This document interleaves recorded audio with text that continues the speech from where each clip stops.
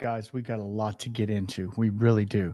And today, this might be all housekeeping. Who knows? Today, we are going to get into barbecue, chilling out, ashes, and new beginnings. Let's go. Welcome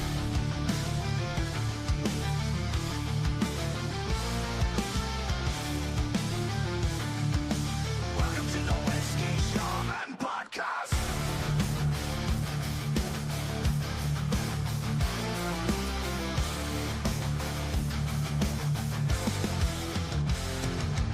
It just goes on from there, guys. Sorry, I'm trying out something. It's not working for me. I've tried to do a new intro monologue thing. It's fine. It's fine. Just walk away. Okay. We got a lot to get into. It's been a minute since we've had one of these episodes, and we're gonna do it right now. And it's gonna be filled with but it'll also have some and a little bit of. But as you well know, it's never about me. It's always about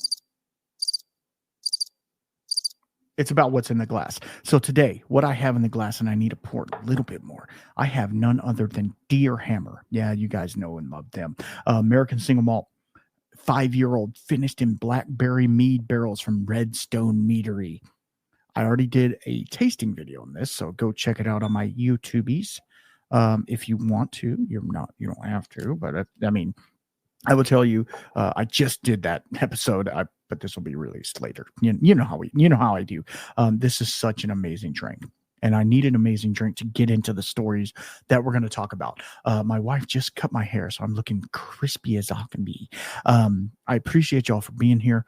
I had to turn the AC on in the shed, but I turned it off just to do a podcast just for y'all. So can you believe we're on episode 110 already? That's amazing. All right, let's get right into it. I don't really have a whole lot of other news. World whiskey stuff, don't care, right? Tariffs are coming in like hotcakes. Planes are falling out of the sky. Well, I don't talk about that stuff. But anyway, crazy stuff going on out there. But we stick to Jesus, and we'll be all right. Let's get into it. I recently, during multiple podcasts, I had talked to y'all about the barbecue competition that I was going in. I'm going to need to move my camera a little bit because I'm not looking in the camera, and it makes me feel weird. And those of you who are listening and aren't on the Patreon, it won't matter to y'all. But if you are on the Patreon, cheers. But if you want to be on the Patreon, I'm just going right into it, I guess. If you want to be on the Patreon, go to patreon.com/thewhiskeyshaman and sign up today, and you'll get video of the podcast. So we'll talk about all that later. It's fine. So I'm going to give you a little bit of tasting notes on the glass, and we'll talk about heading number 1. Man, it is so nice. It really is. It's like chocolate and fruit. You ever had chocolate and fruit, like drizzle some chocolate on mixed berries? If you didn't tell me it was blackberry, I wouldn't really think it was blackberry, right? I know it's blackberry because it says it's blackberry, but it's very fruity. It is fruity. The blackberry, I do get like that astringency sometimes that blackberry can get, like where it's almost acidic. I kind of get that like punchiness on the nose, not from the proof, but I think it's from that. I would love to try the mead that came with this because that sounds amazing. All right, let's get in on the taste. Yeah, dude, that chocolate, there's a chocolate note in there that just lingers. It lingers in chocolate and blackberry. There's blackberry and chocolate. The maltiness is there. Finishes with a nice caramel drizzle on some. Here's what it is. It's sweet cream. You get some cream or whatever, whipped cream, whatever you want to call it. Put some berries in it, and then drizzle a little bit of chocolate on top. And then maybe some caramel. Because the barrel influence is coming through as well, which is really nice. We're not talking about this whiskey. I already did a review on it. I just wanted to give you a little tasting notes, guys. Come on. I hope you like this type of content, me getting right into it, me talking about the things at hand. I know not everybody likes the one-on-one podcast, and I get that. So I appreciate the ones that do. I appreciate you being here. We've had pretty good turnout recently. I'm looking at the algorithm thing, and it's telling me, hey, you're doing pretty good. So I don't know if it's from my recent endeavors or if it's just people are finally seeing me, which amen to either one of those. All right, let's get into the first topic, barbecue, right? We all love barbecue. If you don't, what are you doing? So I recently, with the Hill Country Builders Association, shout out, I was able to get in a group and make barbecue. Now, what does this have to do with whiskey? We're going to get to that. Barbecue and whiskey go hand in hand. I feel they do. They go hand in hand. But we will get to that. Let me preface it. I'm painting a picture here. It's not. I'm painting you Picassos, and you guys want me to do finger painting. That's not how it is. This is a Picasso. You got to just stay with me here, okay? I got asked to do the barbecue competition with a good friend of mine who is a builder, right? So he said, "Hey, I need help. Not only physically, but like, there's a lot of stuff going on and I need help with it." And I said, yeah, I'll do it. Let's go. So by the time you guys hear this, it'll be a couple weeks ago.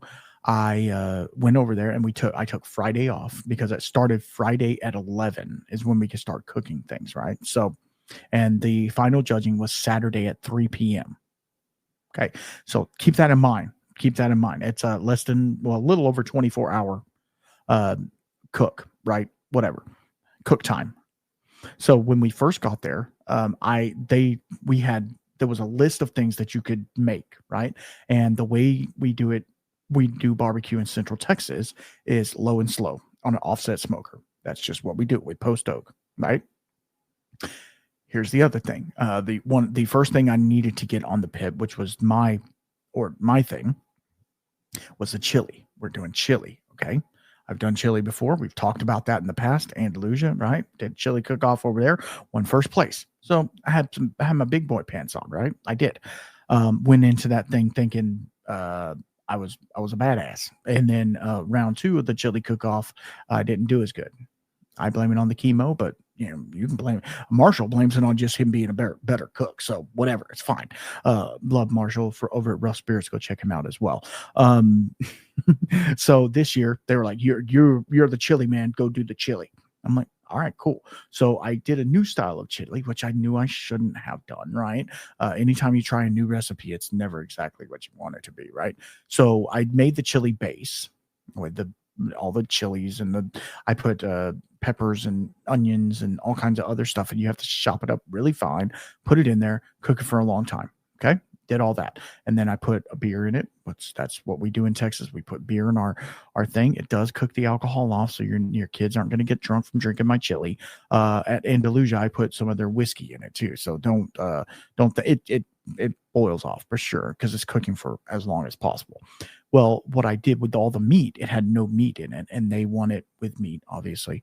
But what they don't want in Texas only, well, maybe I'm sure there's other places, they don't want beans. No beans are allowed. Okay. I already knew that. So I was like, cool. So I made the meat compound, seasoned it all up with some coarse ground meat, right? But I didn't put it in the cooker. I put it over the top of it inside the smoker. And what I did is I made a huge, like 4-pound meatball on top of the smoker, on top of my pot that I was cooking my chili in. And I had a grate over the top of it. And then it was getting smoke penetration on the meat, and all the fat and the juices and stuff like that were dripping down into the chili, making it yum, yum, right? Okay. Here's my only critique for that whole thing. It tasted good, but I think I left the beef in there, or it was beef. I left the beef in there a little too long. I wanted it to create a bark like you do with barbecue. The issue was ground meat. All of the moisture drains out of it when it cooks, right? So that's why I was getting a lot of dripping in my pan. So what was happening, the very edges were burning. Now, the interior of the meat was smoky and rich and flavorful. I've seasoned it very well, right? So the outside edges were getting kind of burned. What I should have done is pulled them off, but they were the one with the smoke ring and the other things that we wanted. I wanted that flavor in the chili. So I said, it'll be fine. I crumbled it up, threw it in there. So we're talking, there could be up to quarter size chunks of meat in there, but there could also be quarter size chunks of outside char, right? Which I don't know if it was me and I got one of those, I would eat through it and be like, oh, okay, this is a charry bit that I got, which I would know it was meat or whatever. But some people might not. Some people might say there's some burnt shit in here. You know what I mean? So I don't know. Anyway, did not place in chili. Moving on. So then the next thing I'm not going to talk about the barbecue competition all night. I'm just talking about a couple of things. Then I did what they call chef's choice, and chef's choice was whatever you wanted to do. It could be, it doesn't even have to be done on the smoker. You could do it on a side burner, on coals. You can do it on an open flame. You can fry it. It doesn't matter. So I made bacon, but I made beef bacon. There's a cut of meat. It's the beef belly. You can make bacon out of it. You have to brine it. And so this has been going on for weeks, right? I've been preparing it, making it, and then went over there, smoked it on the smoker to get the smoke penetration into it, cut it up, fried it like chunks of fried bacon, like you would, fried it. And then we put a maple bourbon glaze over the top of it. And you're going to ask, well, what was the bourbon that was in there? It was Woodford Double Oak, right?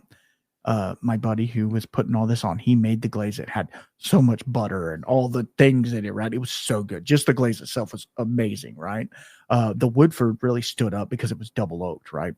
So, and it was, I mean, I'm not going to say it was a cheap bottle because it's not a cheap bottle, but he had an extra one and he was like, I'll just use the double oak. Okay. And it turned out great. We had no beef bacon left. Everyone ate it other than when I sent to the judges, right? Well, guess what? We did not place in that either. But everybody said, this is the winner. This is the winner. Everybody in the camps around us, because you had like these little campsites, right? My buddy had got an RV. We were like batching everything in the RV. And, if you needed to take a nap, jump in the RV, blah, blah, blah. This guy had an RV. This guy had an RV. We're just hanging out, right? And of course, they're drinking some beers and stuff like that. So we'll get into that. We're going to get into that right now. Well, then after that, we were like, okay, we don't have anything else besides brisket, which brisket normally, depending upon who you are, has anywhere between a 10 to 14 hour cook, depending upon the size and the blah, blah, blah. So we were like, we're going to put it on about 11:30 or midnight is when we're going to put it on, because we want it to be able to rest for a couple of hours before we actually slice it and give it to the judges. So we were just hanging out. The wife and the kids came and everybody was having fun. We were just hanging out. We were having a good time. They were eating all the bacon. It was gone, right? Everything else was gone. They were eating the chili. They were like, man, it's good, blah, blah, blah. We didn't know we were winning or not. We thought we were on cloud nine, basically. So I had brought, this gets into the whiskey part. Ready?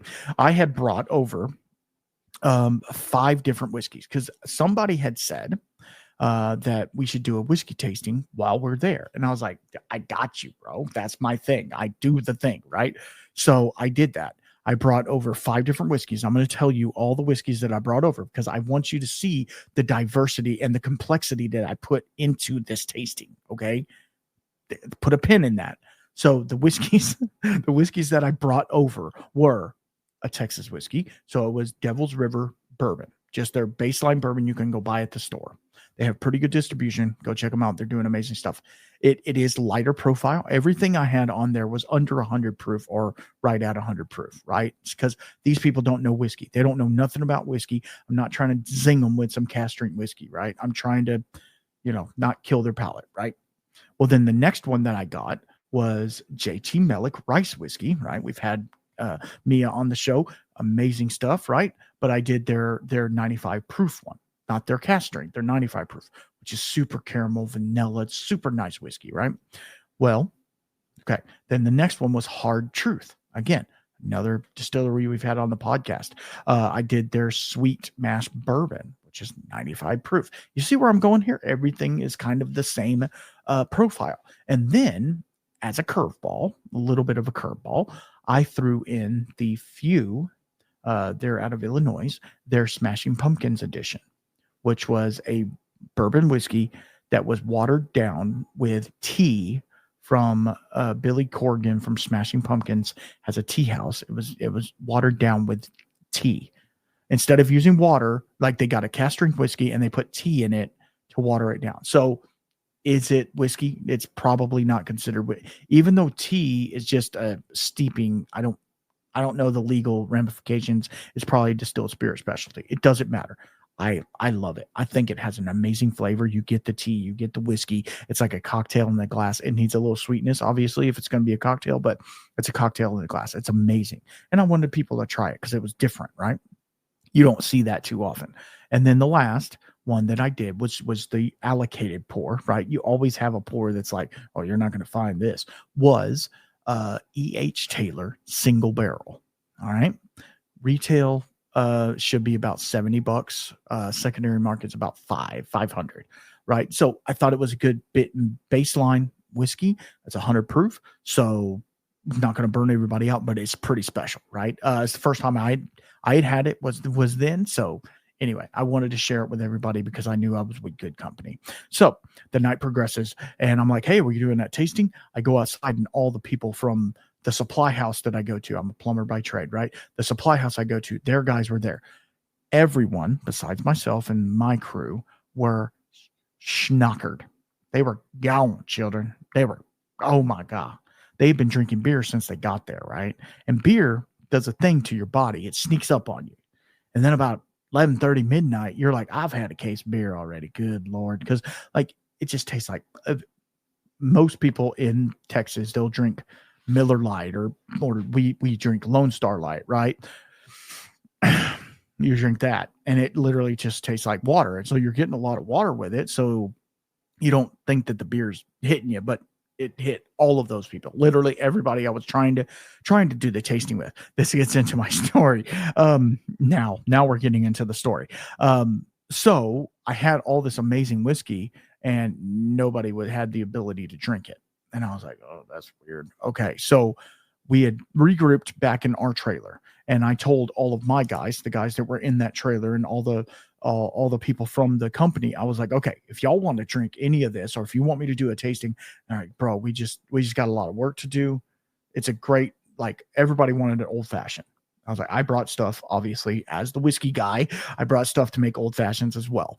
And so I made everybody an old fashioned. And guess what? I popped open the E.H. Taylor and made the lead guy, I made him an old fashioned with the E.H. Taylor single barrel.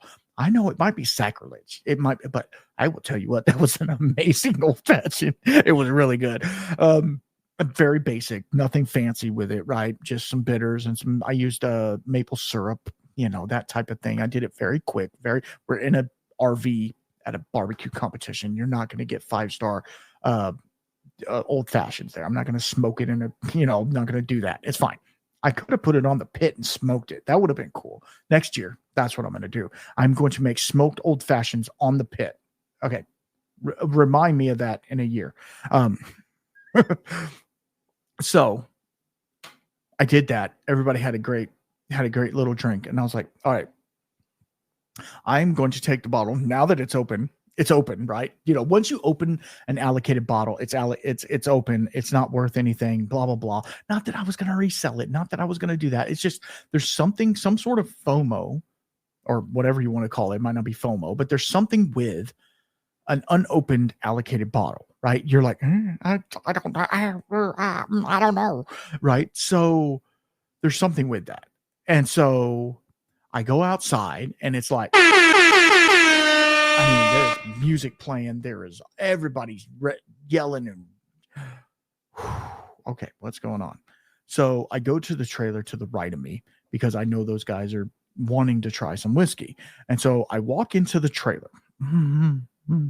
Here it is with the E.H. Taylor single barrel. I walk into the trailer and there is a pool of blood on the floor. Yeah. And some dude's trying to wipe it up. There's a guy sitting right in front of me, like right when you walk in the door. There's a guy with a huge goose egg on his head and blood running down his face. And then the other two guys that are sitting in the chairs right there look like they're passed out. Who knows? They might be taking a little siesta. I don't know what they were doing, but they were very inebriated. And I was like, oh, Okay. Okay. Okay. Well, I said, what happened here? And so the one guy who was sober enough to talk to me said, well, we got to fighting and we were playing around. We were wrestling with each other. Every time somebody came in the door, they would jump on their back or something. I have no idea. Well, we were cleaning, we were prepping our brisket for tonight. Somebody picked up the brisket and hit the other person with it. And then that pissed them off. And so they actually started scuffling. The other guy jumps on his back. They fall through the door of the RV, and he runs headfirst into their barbecue pit, the corner of their barbecue pit, with his face. Think about that for a second. How? We're talking 11 o'clock at night, 11:30 maybe at the most. How much have they been drinking all day? Think about it.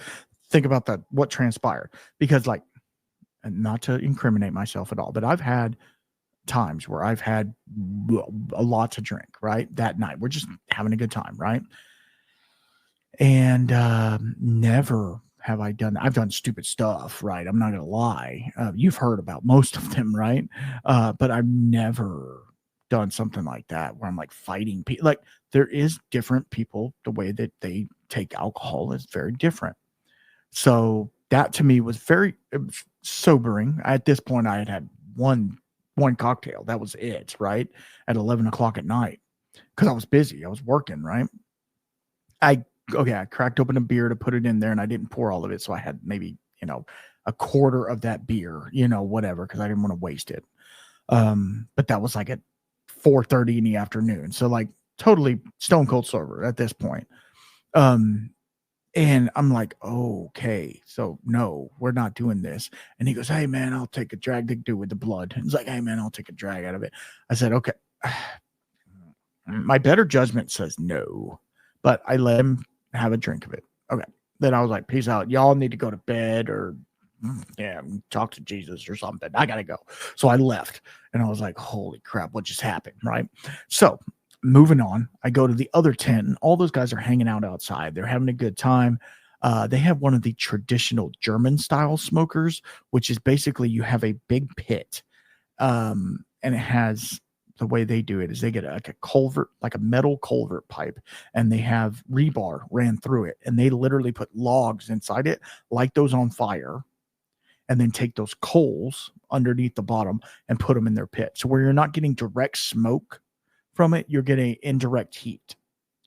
It is a different cooking style, and it's really cool. My father-in-law has one in his backyard, and it cooks great. It cooks great food.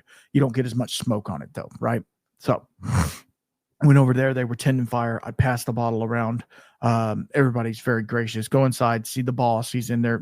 They brought their kids and stuff, which I was like, bro, this probably ain't the best place for kids, especially right now. But they were inside watching TV or whatever. They were fine. Gave him some. He actually had a Garrison Brothers Balmorhea, so that was kind of cool. I didn't have any because I was like, I've already had it, and I got this bottle, so I'm good. Didn't really see anybody else that thought. So I went back, and by that time, everybody was already like at the point where they were divvying up to go to bed. And I'm like, bro, we got a long night. What are y'all doing? We got a long night. And they're like, okay, well, are you wanting to take first shift? And I'm like, I'll take first shift. We had just put the brisket on about 20 minutes ago. We had done all our trimming and everything to it. It's ready to go on, seasoned. It's gone. It's on, temperature sitting pretty. I'll sit here and check it. It wasn't too crazy. So all of them go to bed, literally everybody. So I grab my big jug of water. I grab my bottle of E.H. Taylor, and me and that bottle go sit by the pit. I'm like, all right, cool. So I sit by the pit. I do pour me a dram. I posted it on my Instagram. I do pour me a dram, and it was really good. It was a really nice drink. It was really good. And so then all of a sudden I saw the two coherent guys from both camps come over there, and we have this thing on our camp. It's called a smudge pot. I don't know if you've ever heard of them. It's basically an open diesel fire. Yeah. I can't, I don't know how to answer the question. You pour diesel into this vat at the bottom, and it has all this chamber and everything. You light it on fire. You light the diesel on fire, and then you pull this draft, right? And literally flames shoot 4 feet up in the air. So at night, at that time, it was starting to get pretty cold. Like, it was pretty chilly outside. Texas is weird like that. It can be 80, like right now it's 80 something outside, and then next thing you know, it's 20 degrees outside. Who knows, right? So all that being said, I was hanging out with those two guys. My brisket was cooking. Everything's looking good on it. We actually did 2 briskets, so both of them were on there, obviously. And so I asked them if they wanted to pour. One of them said yes. The other one said no. And I said, well, why not? And he goes, I've had too much beer. And I said, oh, okay. So he's cutting himself off. That made me feel really good. He goes, I have to be sober enough to check on the brisket to where I'm not running into it. So this leads me into my conversation with all 3 of these people. And one of them grew up very religious. The other one tried to be religious, and it didn't fall to him. I'm going to pause and have a little sip. Sorry. And that's so good. So the guy who grew up very religious, you could tell that he was changed by it, right? And then the other guy that was looking for something, you could tell that he was changed by it, right? And so they were both in the same spot. And so this is some whiskey shaman stuff coming out now. So I felt it upon me to just talk the word. I didn't open the Bible. I just talked from my heart. And hopefully the Holy Spirit led me with them, right? And we sat there and talked for 2.5 hours. Yeah, we did. And told them story after story of how God has enhanced my life and made my life better. They told me about their complications with all of it, and their strife, and their not understanding, and all of the things, right? We just had a excellent, and they weren't drinking. I had that one pour, which was a fairly hefty, I would say 2-ounce pour, right? Let's say a 2-ounce pour. I had that, and then maybe a little bit more, but I don't think so. And then it was just such an amazing conversation. And that's where the whiskey and the conversation go together. It started with, hey, do you want to drink? And then it turned into a full-on revival, right? If you want to call it that. It's not like I was up there Bible belting them or anything like that. That wasn't the case. Because you're not going to win people over beating them over the head, right? You're going to win them over saying, I suck, but I know, that I'm headed the right way. Hopefully, you know what I mean? Hopefully I'm doing what I need to do to head that way. And it really, I feel, and I might be completely wrong, I feel it really resonates with people when you are 100% genuine, 100%. And I feel like I've tried my hardest to be 100% genuine on this podcast as well.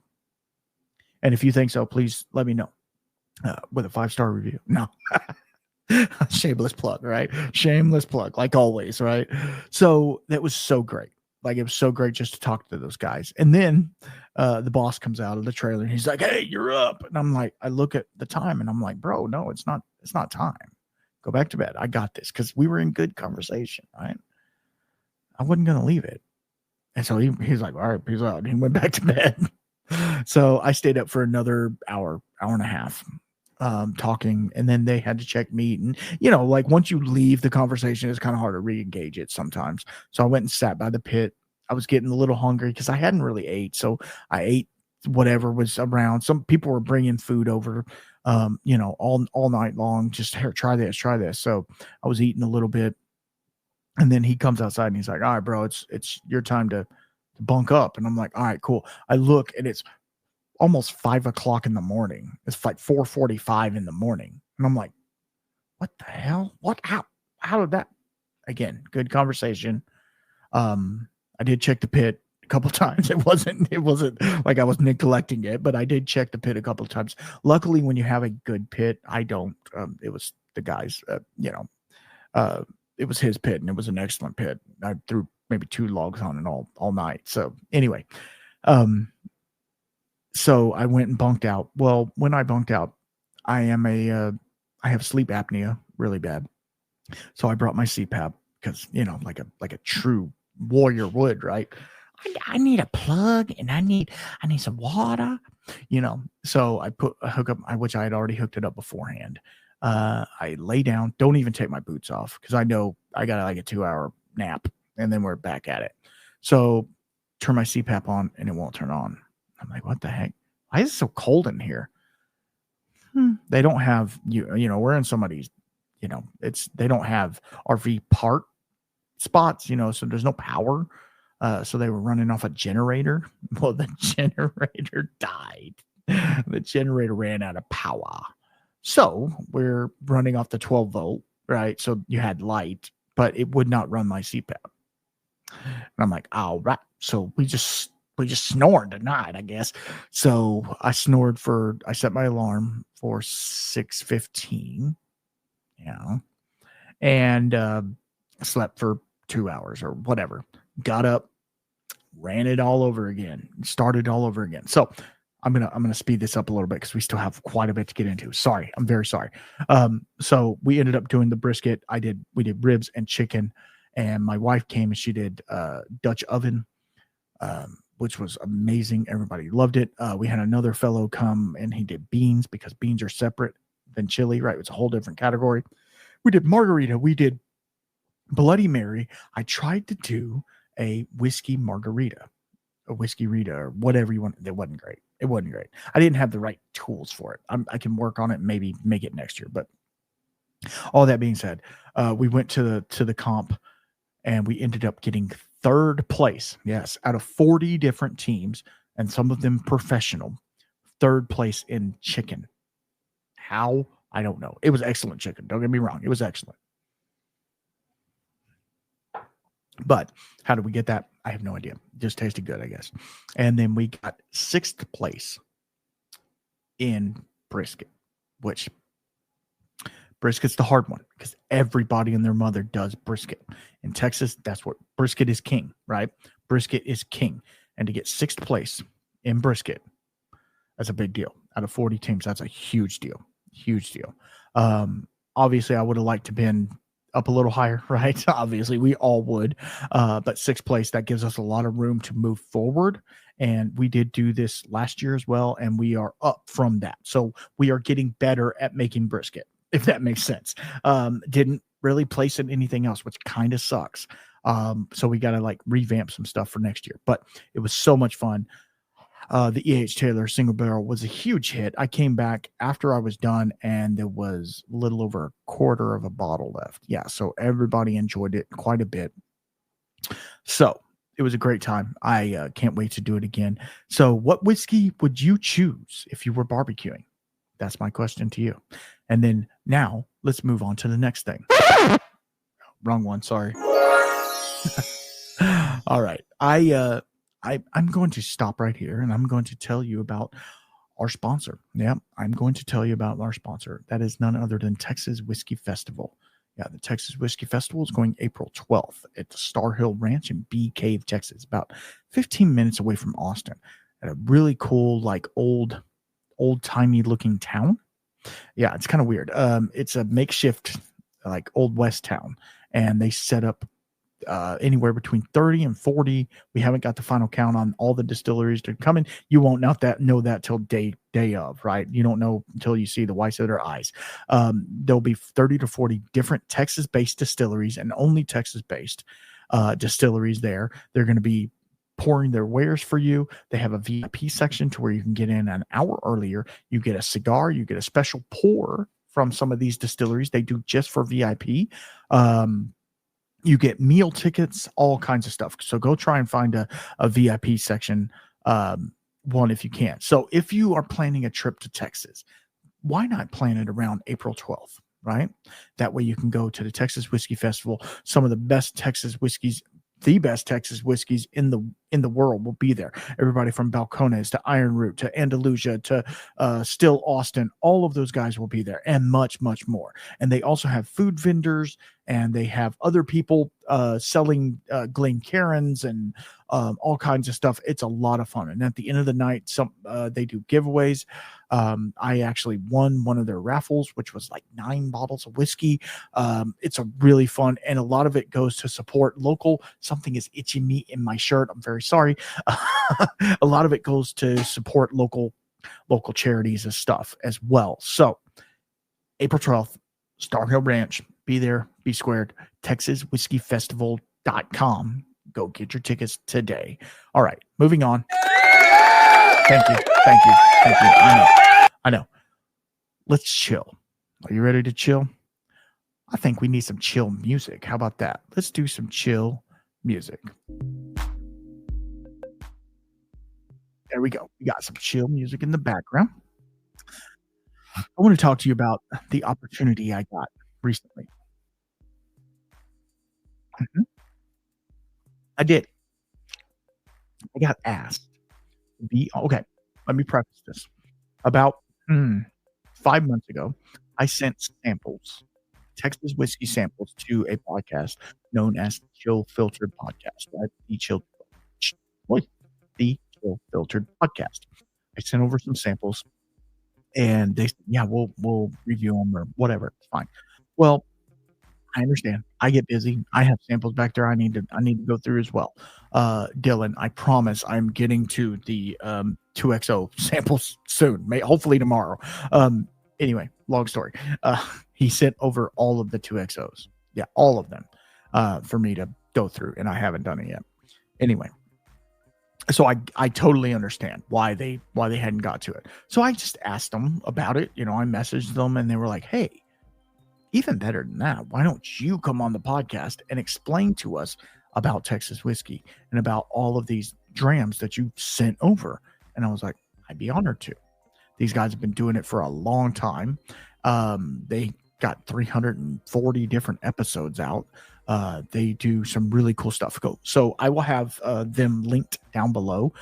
Chill Filtered Podcast. So go check them out. Cole and Brian over there doing amazing stuff. Really amazing stuff. So go check it out. It is a little different format than the way I do it, but it's super cool. It's super cool. Which is cool to have a different format, because not every whiskey or whiskey podcast needs to be the same, right? Not everyone, because you want variety. So let me tell you a little bit about that. So unfortunately, Cole was not able to be there because he had to fly out of town and stuff. It happens. Scheduling, all those things happen, right? So it was just me and Brian, which was great. Went on there and we just literally shot the shit. That's literally all we did for almost 2 hours. I felt like he was family. I felt like he was a good friend. We just talked, and that's how it should be. Like, you should be able to have a conversation with somebody and just let it rip. Let her rip, tater chip. That's how it should be. And that's how it was with them. So I sent over 4 different samples. I actually sent 5, but I sent over 4 different samples for them to try in this blind. It was a blind sample. The first one was Rebecca Creek Double Barrel Spanish Oak. You guys have heard me talk about it. It was in 2024. It was a banger. It knocked everybody out of the park. Blah blah blah. It is a source whiskey. Okay, I'll give you that. And Brian really enjoyed it. The second one was Yellow Rose, the Mezcal finished outlaw bourbon, which I killed super fast because it was yum. And I was going through anyway. It's fine. So let's just say I took it when we were going through the whole mold remediation type thing. I took it to the house we were staying at, and it was the only bottle that I had to drink. So I drank on it. I wouldn't say more than I should have, but I drank on it. Normally, like when I drink on the weekends or whatever, I will have multiple pours from multiple bottles, right? That's just what you do. Well, this one, I had multiple pours of the same bottle. So what happens is it makes the bottle go down faster and faster. And I was stressed and all the other things. And I know don't use it as a crutch. I've said that over and over again. I'm not perfect, right?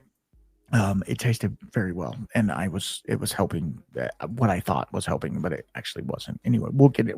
Believe me, we're getting into that too. So, um, so so that was the second one, and he thought that it was a finished, no, not finished, single malt, but I was like, I can kind of get that.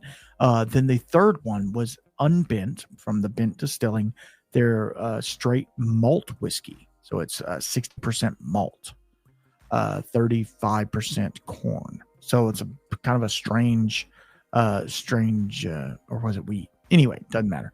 It was kind of a strange setup on that one, and he really enjoyed it, which I can appreciate because it's really good.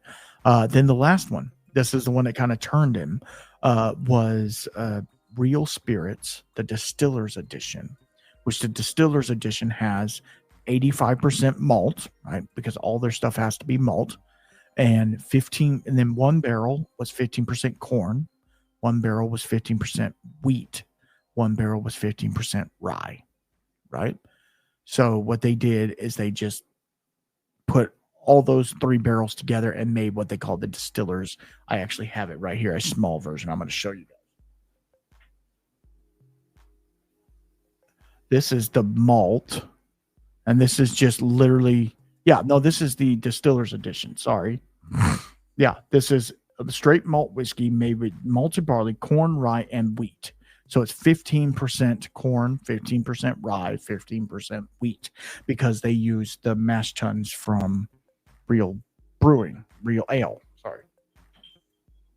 That is a little gift set that I got. I need to do that too. He didn't care for it. I will say that he didn't care for it. And I could see that because I could see it in his face for one. He said it's too much. It's over astringent. It's almost like they were covering up something, which to me, after thinking about it, I was like, it makes sense. It makes sense what he's saying. Like, because it's, for one, it's an oaky barrel, and it is very much malt forward. And he thought it was a bourbon, which that's kudos to them for thinking it's a bourbon. But it was malt. I mean, it's 85% malt, no matter how you look at it. So he didn't care for it. Excuse me, I'm talking too much. He didn't care for it, which is fine, right? Not everybody's going to like the whiskey you send them. And I want that honest review on it, because then I want to be able to go, which I'm not going to, but I want to be able to go back to the distillery and say, hey, I got some reviews on this, and they weren't the greatest. Now, would I tell you every Real Spirit bottle is bad? No, absolutely not.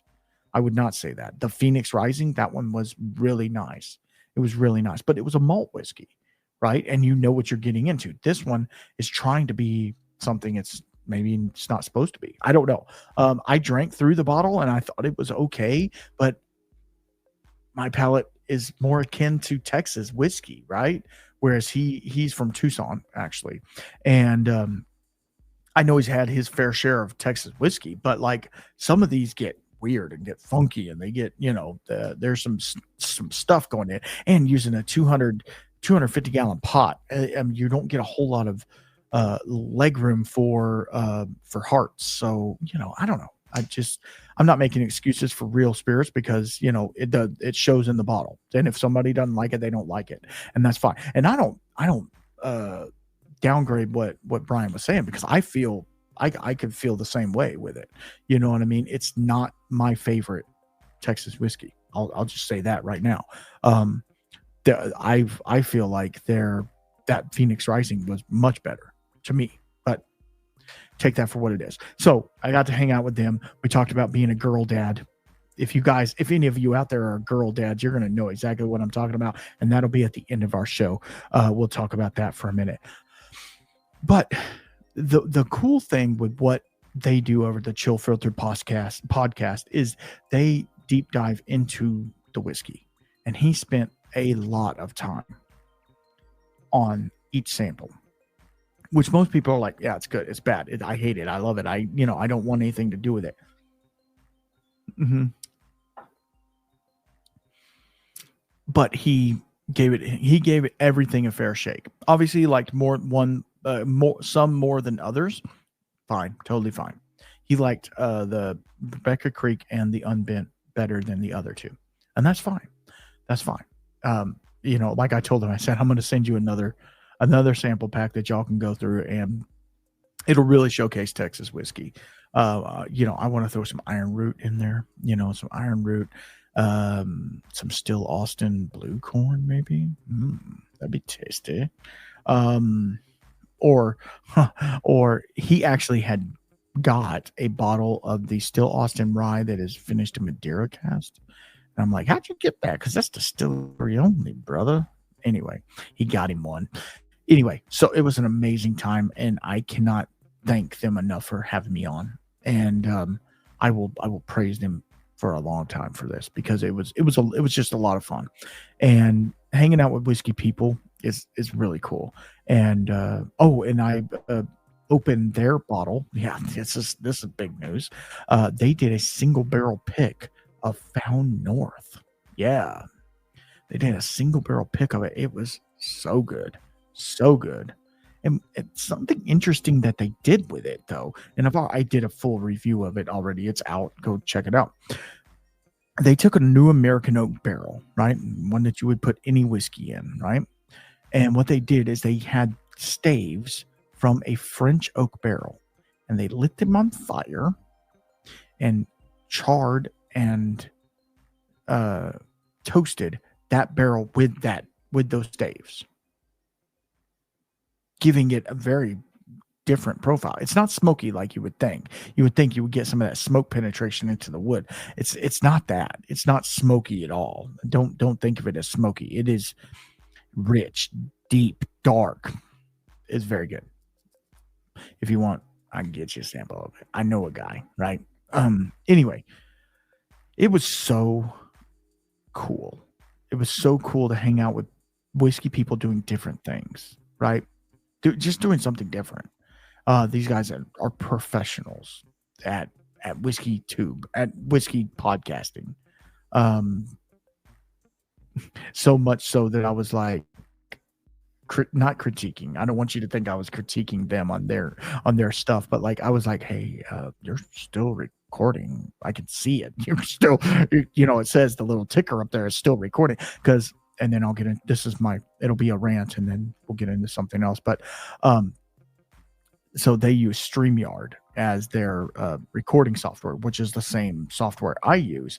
It's just really easy to plug and play, and the picture quality is pretty good, right? I mean, it's not horrible, and the sound is great, obviously, because I got a new mic and mixer and all the things.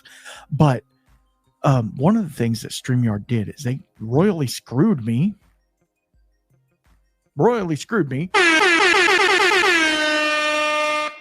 Hard. Okay, so let me tell you about StreamYard. They are not a sponsor. So they charge a yearly thing or a monthly thing, right? Well, their yearly thing was going up. And so I needed to go through and look at all the things that they were doing to see what fit into my budget, right? My podcast budget, which is zero. Anyway, no, I got a little bit thanks to the Patreon, but it's not much, right? So I'm like, okay, I need to find something that's going to fit into how I'm doing it. So I'm looking at it, and there's basically three plans that you can go with. The basic, which is very basic, the advanced, which was what I was on originally because I wanted to get better video quality, but I don't know, man. I think it's just me. I think I just suck at video and stuff like that. And then there's the business one, which obviously I'm not into the business one because it's like to be able to stream on 14 different devices and have like 100 people on screen at one time. I'm not trying to do that. At most, the most I've had is like 4 people on screen at one time. It is really nice for like live streams and stuff like that. That's basically what it's set up for, is live streams, but it works great for recording as well. I do all my recording on it now, and have for a while. I do change out mics. Obviously, I don't sit here with my big boom mic talking about, whiskey and stuff all the time. But anyway, they went up exponentially. And so I changed to the monthly basic system. And I thought it was plug and play. As long as you do it before February, whenever, it'll take you over there. Nope, that was not the case. You know what happened? I got charged. And if you're going to faint, you might want to sit down. I got charged $823. Yeah. After I already told you guys I was on the struggle bus a little bit financially. You know what I mean? It ain't none of your business. Don't worry about what I be doing with my life. I ain't bought a bottle of whiskey in a month and a half now. 2 months. So, like, that sucked. Well, let me tell you something else about all of these companies now. All of them. All of these companies. You can't talk to a damn person, like a real person. You talk to AI Jenny, or you talk to, please leave a message and we will get back to you within 24 hours. And then it's some automated response. And I'm like, no, I need my money back.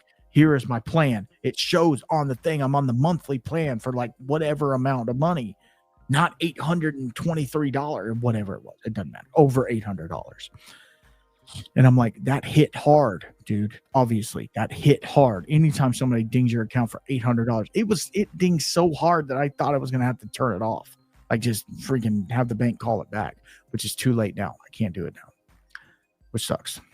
So I got in contact with StreamYard, and this is a diss track to StreamYard, 100%. And I don't care if they want to get rid of me, that's on them. But they have horrible customer service. Horrible, absolutely horrible. They would not get back to me for like 48 hours. And when they did, they were like, well, you signed up for this and then you changed it, but we still charged you. So we'll just leave it in your account. And every time it monthly comes out, we'll just ding off the back of it. I said, but here's the deal. I don't want to have a $800+ credit with you, because guess what? Next year, I'm gone, right? I flipped the camera off if you didn't think. I'm gone, right? Because I'm not dealing with this again.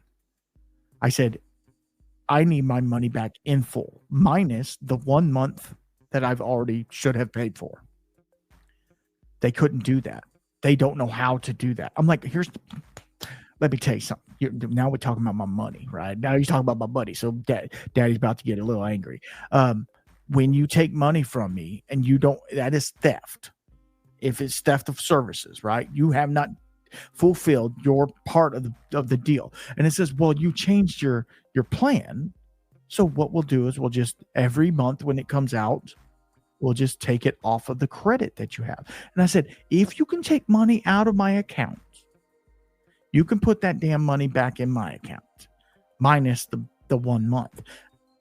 And also, if you cannot do that, I need this advanced premier plan that I'm paid for, right? That's what I need. Because guess what? Next year, we going somewhere else. Guaranteed. I don't care where it is. I don't like using Zoom because they suck, but we'll go somewhere else because this is BS, what you're doing here. And they would not get back to me. And then finally, like yesterday, somebody got back with me and said, hey, are you wanting a refund? And I'm like, oh my God, what? Have you read any of the other emails that I've sent you? And of course you have to email them. There's no live chat person to talk to or anything. You have to email them and then wait. And I'm like, yes, I need a full refund of the amount that I was overcharged. And then they're like, okay, we'll work on that. And obviously it's the weekend, so like I get it, but like, what the hell? So I still don't have the money, and I'm on the basic bitch plan now. Take that for what it is. So you get basic bitch me. So let's move on. Yeah, I know. Quit crying in your soup. I get it. You crying soup. Speaking of crying in soup, this is the part of the show that some of you might not want to hear, but this is the part of the show. I need another little drink. I'm going to tell you. No, we're going to dip into something else real fast. Hold on. Here is some dry fly single malt 7-year-old Somebody gave me this, so I'm just going to sip on it for a little bit. Um, so we're going to talk about something else real fast. It has nothing to do with whiskey, has nothing to do with whiskey recording, has nothing to do with the Chill Filter podcast. They are not affiliated to any part of this. The only people that are affiliated to this is me, this guy right here, the one that you're looking and listening to. It is me. This is my personal journey. And if you guys have been listening for any sort of time, you know that I get very real and very raw with you. And this is a time that I'm going to do that because this is also considered therapy for me. Getting into that. Let's go. I'm going to try and keep it together, but if I don't, this is live. I'm not scripting anything. I'm not trying to make anything something that it's not. Okay. Let me start by this. I've talked to you in the past about my family and all the things going on. There's a lot of, not with me per se, but with a lot of my family. There was a lot of drugs. There was a lot of issues. Let's just say I had a torrid past where I did not feel safe as a child. And I was not safe as a child. And my mother did the best she could, but she was an enabler. And it was very hard because I held her on a pedestal. Because she was the only good person I had in my life, because my father was a piece of shit and left when I was very young. They didn't even get married, so I was a bastard child to begin with. They didn't even get married. He wanted nothing to do with me until much later in life when he felt like he could get something from me, right? So that's just prefacing life, right? So I didn't really have much of a relationship with my family. I have 2 brothers and 1 sister. I didn't really have much relationship with them at all. Unfortunately, when I was younger, I had to, because my mom was working all the time. My sister was a druggie at the house, and she was the only one that could take care of me. And my nephew is like 2 or 3 years younger than me. And so we kind of grew up together in the same BS. And I won't go into the details of that, but let's just say whatever you're thinking, it's worse than that. Okay. The fact that I'm able to actually sit here and talk to you is a miracle in itself. That's a miracle of God right there. I and this might be a part that you fast forward, and that's fine, because I'm gonna be preaching the word along with going into it. This has a lot to do with this past week or so, or 2 weeks that's been going on. So this is a part of life, and this just shows you how you get highs and lows in life, and you can't live in the low. You can't live in the low. So let's get into it. So my mother, bless her soul, passed away 2017, unexpectedly. Nobody knew. My daughter was actually spending the night with her. Yeah. Anyway, that's a whole nother story. My daughter was actually spending the night with her, found her, called me. We were on our way to church back when we were going to the big church. And we went over there, found her. Anyway, long story. So I immediately went into, I need to fix this mode, right? Because that's what people like me do. We want to fix it. So I did everything in my power to make it work. Therefore, not grieving my mother's passing, right? When your parent passes, it's a big deal, right? Because those are the people that fed you and clothed you and did all the things for you. And they're not there anymore to even talk to or get advice from or anything. So that happened. So I dealt with it the best way I could. That goes into the whole drinking a little too much part. But anyway, long story. So fast forward 7 years, a couple week ago, more, maybe, whatever. I was doing my Sunday deep dive. I need a little drink for this. That is not as good as the Deer Hammer. I will tell you that right now. It's a little grassy. Anyway, I was doing my Sunday deep dive. I don't remember which one it was. I just finished it.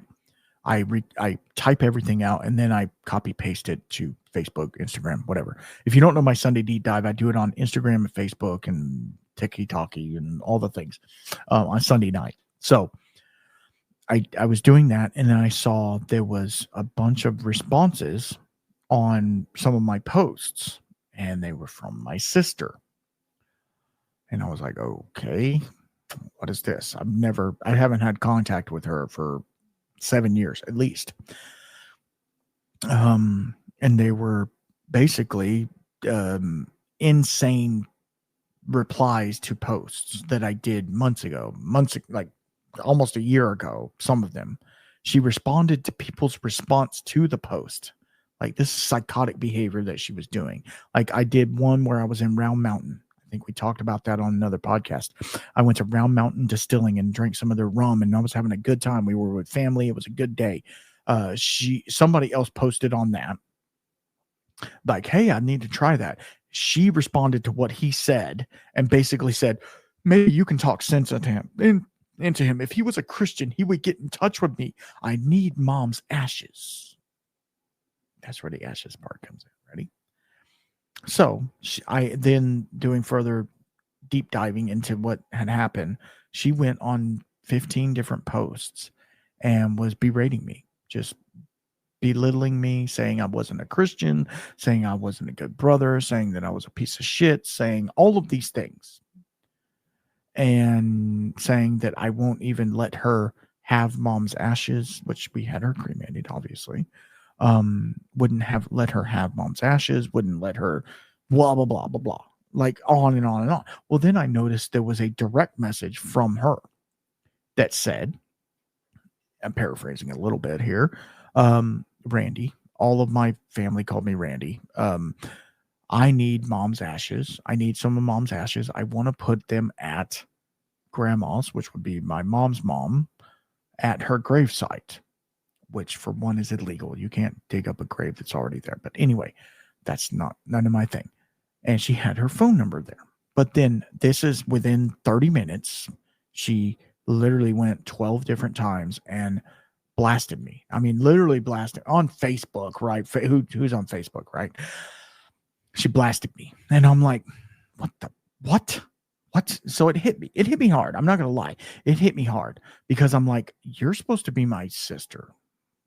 Now, she is my half sister, but still my sister.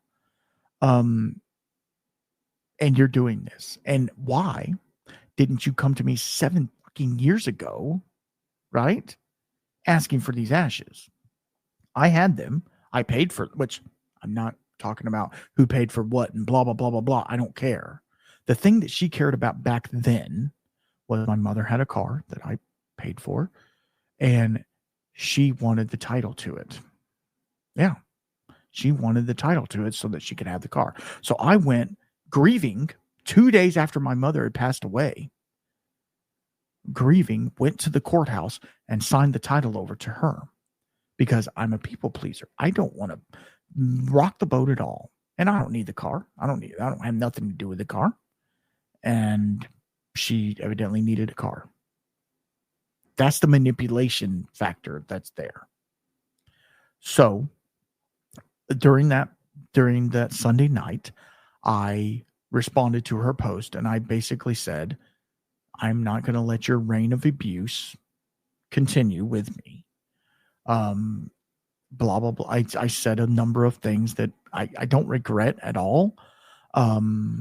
But at the same time, they were not, I'm not going to say they weren't nice. I was very cordial in everything I said, but at the same time, they were not what I should have had to say. Yeah, we'll just say it like that. I shouldn't have had to say these things to my sister, right? So I did. And then I blocked her on Facebook, which, whatever, it's fine. So then I noticed she left her number, her phone number. And so I was like, okay, so what I'm going to do is I need to give her some ashes. Like, they're not mine. I know they're not. They are divided equally between the children. I understand that. I knew that from the beginning. None of my brothers and sisters reached out to me about getting them, except one time.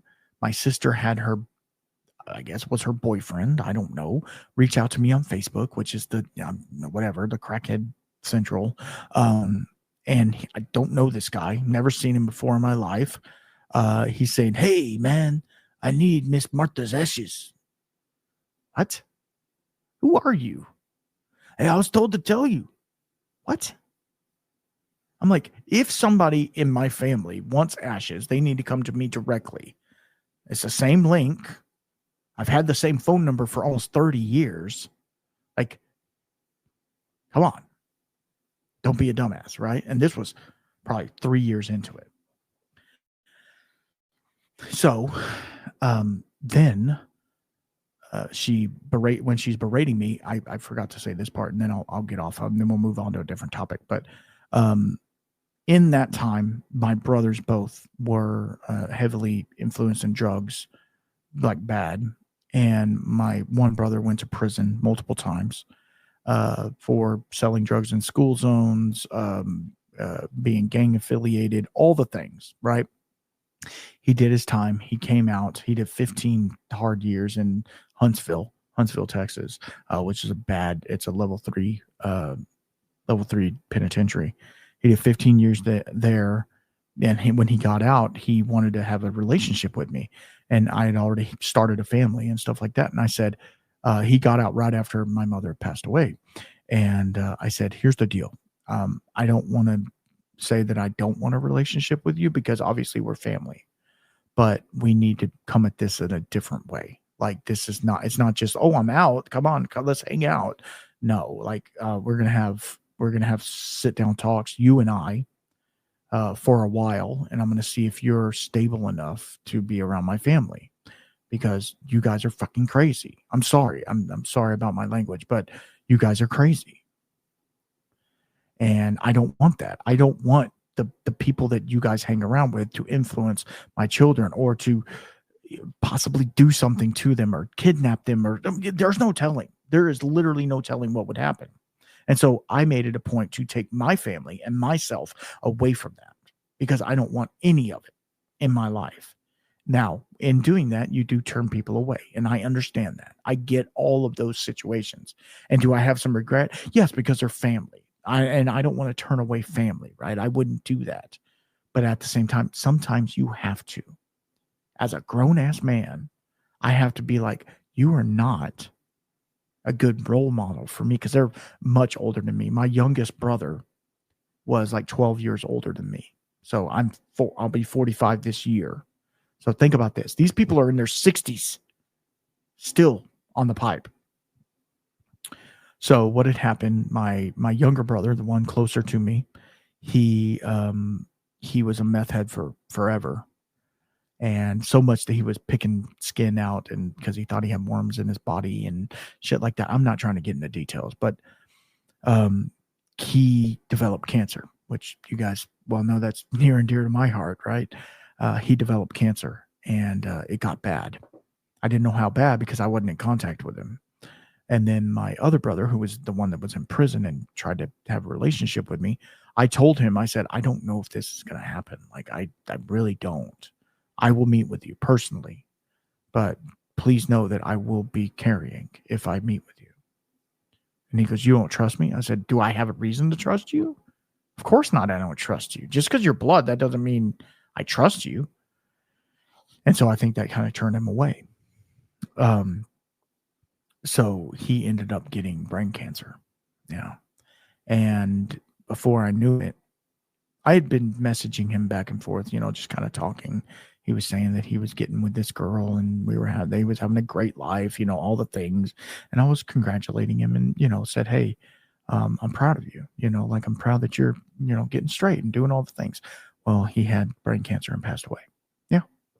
And then come to find out my other brother passed away as well in that time before this whole Facebook thing even came out. So I had two dead brothers, a dead mother, and then my sister berating me because I wasn't there for them when they needed me type thing, right? I wasn't there for them. Again, typical narcissistic, abusive behavior, right?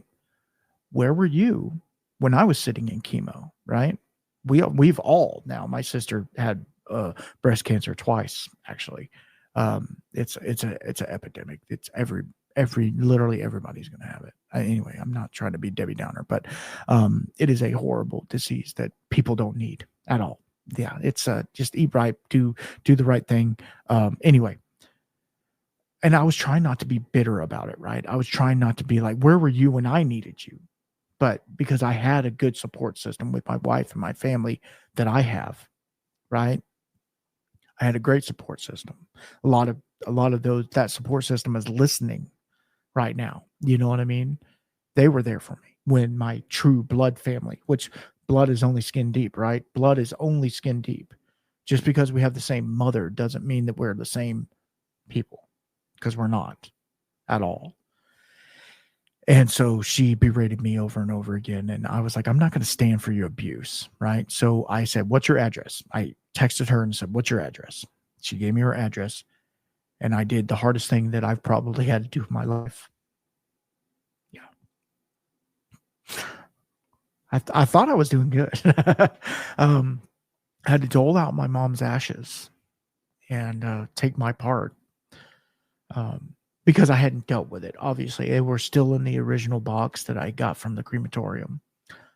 Hadn't put them in an urn, hadn't done anything with them because I couldn't physically deal with that. I couldn't deal with it. So it's funny how the Lord goes, guess what? You're dealing with it today, brother. So I doled out ashes with shark eyes. Have you ever heard somebody having shark eyes? Yeah, my wife was the whole time like, what's wrong? What's, and I'm like, I just have to do this. I said that multiple times. I just have to do this and then it'll be done. And then I can be done with her. Well, that's not the case, right? You're never really done with them because the mental, spiritual anguish is always going to be there. So I did it. I doled the ashes out. I'm like, what do I put my mother's remains in for me temporarily until I can get something else? So I did what every good homesteader does and used a mason jar, right? Put them in a mason jar. It's fine.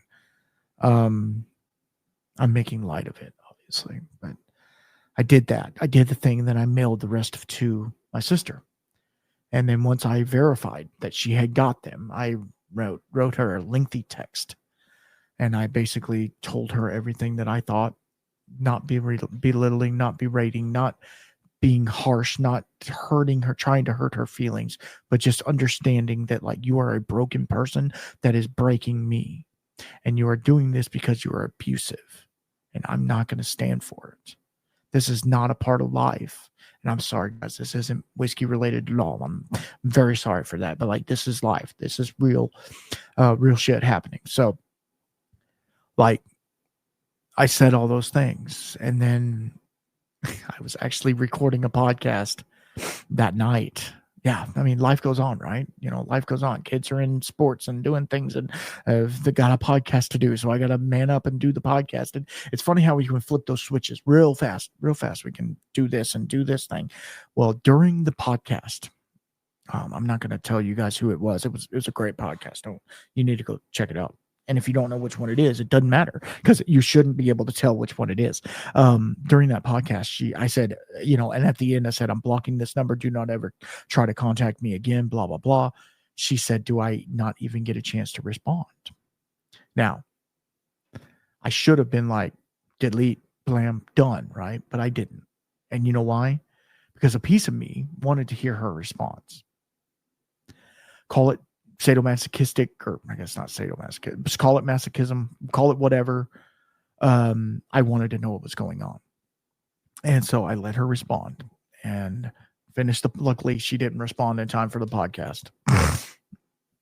So she responded in her basic BS that she always, where, I mean, I know I'm not perfect, but I've changed and I'm doing this and I'm doing real good and, you know, blah, blah, blah. I don't know why she has a Southern accent. She doesn't have a Southern accent, but, you know, and where were you when blah, blah, blah, my niece or nephew needed me? And I'm like, she's literally gaslighting the shit out of me right now.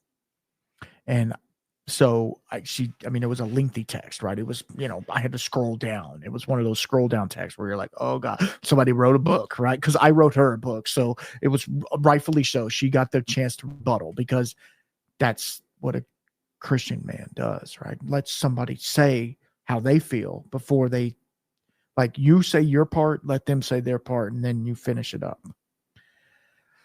It's like doing Mortal Kombat. You got round 1, 2, and then the final round, right? Well, the final round was after she lit the hell out of me and said all these things that were total. I know they weren't right. I know they weren't true. I mean, yes, if she's trying to do good, great. But like, she's a broken person in a broken world doing broken things. And then the fact that what she did to me 2 days earlier on Facebook just shows that she's a psycho, a freaking psycho. So I responded and said, the thing, the Lord intervened, and he was like, and I actually read it this morning. Trying to get through it, bros. I said, yeah, Jesus prayed for his enemies too. And sometimes your enemies are blood. And I love you. And you'll always be there. You'll always have the good peace in my heart. But you messed up way more than you've ever done well.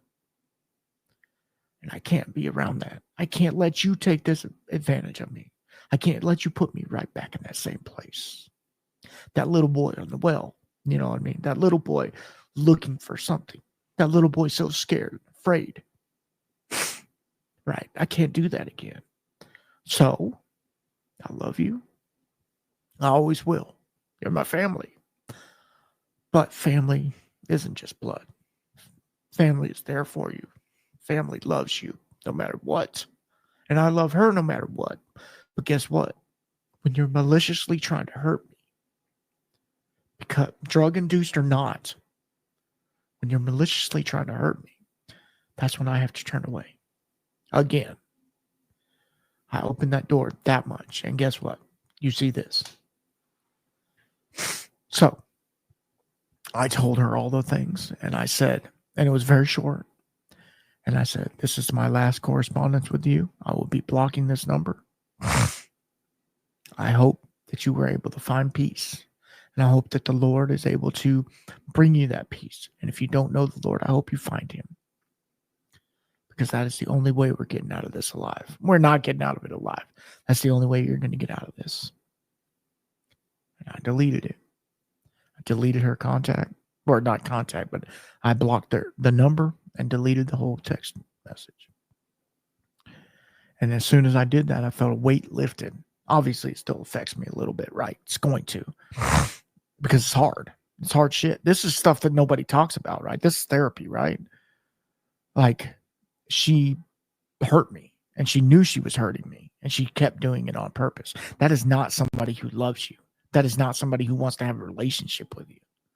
You know what I mean? That is a narcissistic psychopath is what that is. And I'm not going to have it. I'm not going to have my kids be around it. I'm not going to have my wife be around it. I'm not going to have me be around it. I'm a grown-ass, strong man. I can deal with a lot of stuff, but guess what? 2 words from her brought me to my damn knees. Because it brought back all that old stuff. And you know why? Because I was holding on to that one little piece. I'm trying. It was that one little piece of my mother still left on earth. Yeah, it was. Because she looked just like her. There was that one little piece that was left. But I noticed that piece is rotten. It's not a good piece. I don't need that piece. I've got so much love in my heart. I don't need to taint it. I want to remember my mother as who she was. Not who she's making her out to be. Right? You get what I'm saying? So, all that being said, I deleted the text. She has the ashes. I have my peace. As soon as that happened, I went and did the one thing that people wouldn't think. I went and saw a therapist. Go to betterhelp.com. No, I'm joking. That's messed up. Don't say that. They're not a sponsor. I went and saw a therapist. Actually, my daughter, it was actually her appointment, and I stole it from her. Because I needed it. And I'm going back again, and we're going to do some deep diving. We're going to deep dive. I do deep dives all the time. This whiskey is not good. I'm sorry. It's not hitting. I don't need whiskey right now. We're talking. I'm not throwing it away. I'm not feeling it right now. So anyway, No diss to Dry Fly, right? No diss to them. Just not feeling it right now. Man, it's hard. But we will be redeemed, brothers. We will be redeemed by the Lord, right? We will see his face one day. Understand that. And if you don't believe, I understand. And if you don't care, I understand. But this is my personal journey. And if you're listening right now, thank you. If you're still listening after all that, thank you. Because now we're going to get in some good stuff. It's all about this. Nope. Wrong one. It's all about this. What does that make you think of? That noise, that magical, makes you think of a princess, right? I might cry on this one too, but it's all good. We got to do something this weekend. I just came back from it. Got to take my daughter. Yeah, my daughter, 17. Right? Got to take her to go look at a college. Yeah, I know. They getting big, ain't they? Like, I was pissed that she was driving. Now she's wanting to go to college. So we went to, it doesn't matter where we went. We went and looked at a college, and it was a Christian college, small student group, and it broke our heart. It broke our hearts open. These people care. These people care for the kids. They care for everything. They care for, I heard one student say that during a test, she could hear the professor actively praying for them. Yeah. That's a big deal. That's a big freaking deal. And I know there's a lot of you out there that aren't religious or aren't anything, and I get it. That's fine. But when you pray over somebody, it's a big deal. Even somebody that you don't know that well, you know what I mean? It's a huge deal. It really is. So moving on. We did that. We had an amazing weekend. It was just me, my wife, and my daughter. My son stayed back with Opa. You know, they hung out. He had a little FOMO, not gonna lie, because we went and ate some tacos and, you know, did all the things. It was an amazing time, and I think she found her place. They were so, oh God, they were so nice. It was like home away from home for her. And that's what you want. That's what you want for your kids, right? You want them when they leave your house. I don't know why I'm doing this too, but when they leave your house, you want them to go someplace like home, right? You want them to go there and like being around like-minded people and somebody that's uplifting and counselors all over the place and people wanting to hear your story and help you along your way. Because guess what? As a daddy, my number one concern was safety, right? That's just what it is. And they're like, we got our own police station. We have our own police on campus. We have RAs. We have all these people that are looking out for everybody. And it just gives you a sense of calm, doesn't it? It does. So we're not going to end on a bad note. We're going to end on the note that God is good. Whew. Whew. Give me a second. Bro, I knew this was going to be hard. Like, I knew this was going to be hard to talk about. But, like, the hardness and then the awesome weekend that we have just shows the grace. And just shows that, like, whenever you think life sucks really bad, just wait till the next day. Bro, just wait till the next day. It's going to get better. Tomorrow is better.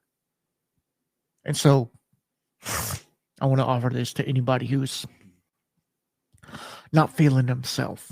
They're not feeling up to it. They're not ready for it. Tomorrow's another day, right?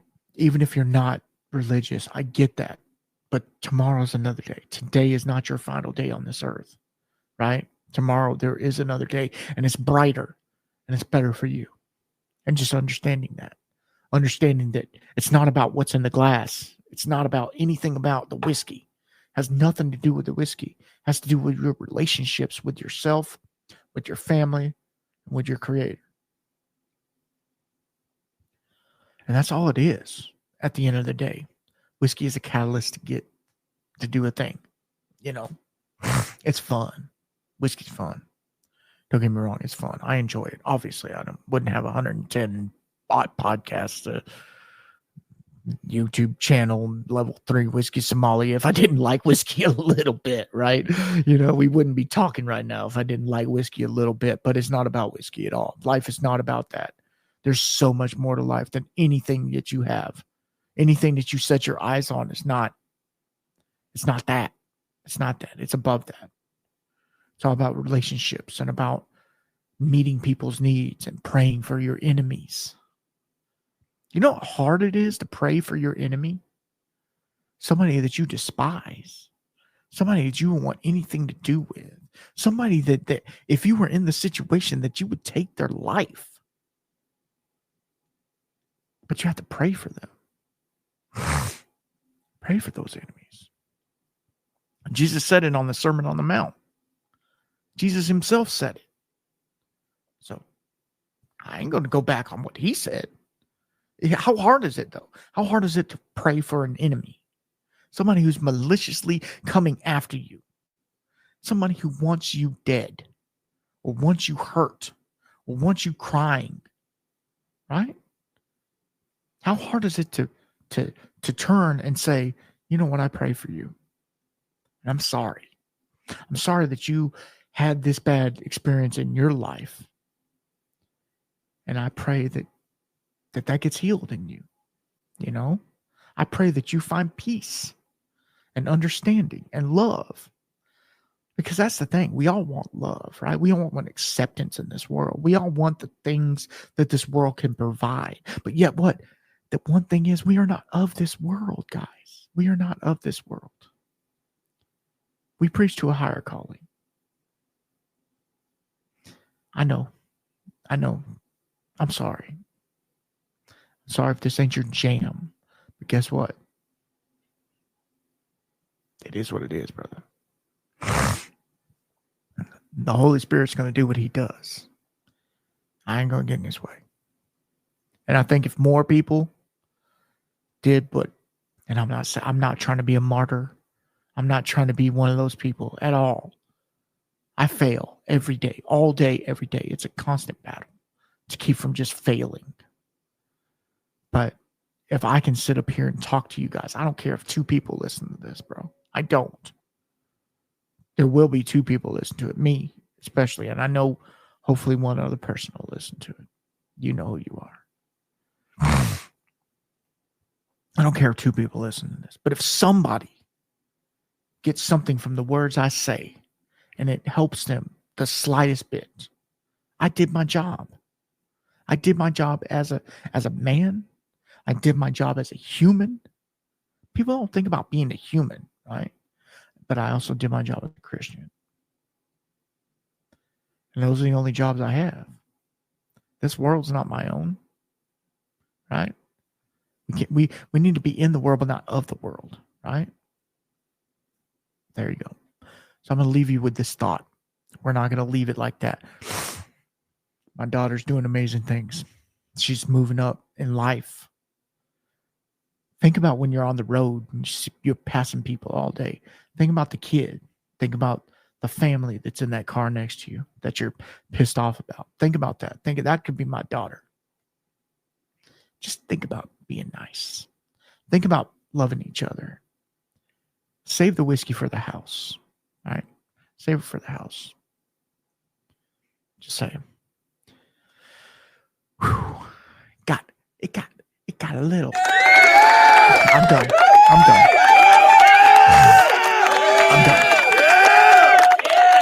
That is the longest clap noise I've ever heard. I'm done, guys. I'm done talking about that.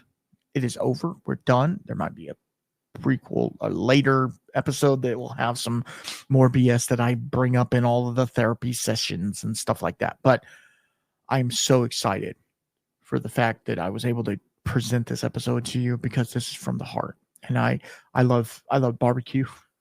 I love podcasting with cool people. I love my mother with all my heart and only want the best for her legacy. And I love new beginnings.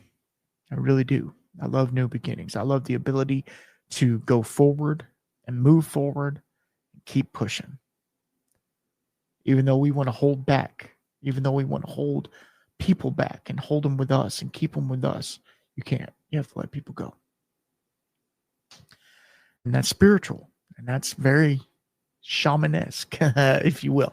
I don't want you guys to think that all of these episodes are going to be like this, because they're not. Obviously, they're not. But this one is a more spiritual episode, and I'm not sorry for it. I'm not. But I know this isn't everybody's cup of tea. But there's really good information. If you get one nugget out of here, I did my job, like I said. So just take that for what it is. Make sure that you are following all of my sponsors, Bad Motivator Barrels and C. Smith Whiskey and Mixology, and the Texas Whiskey Festival. I talked about them earlier.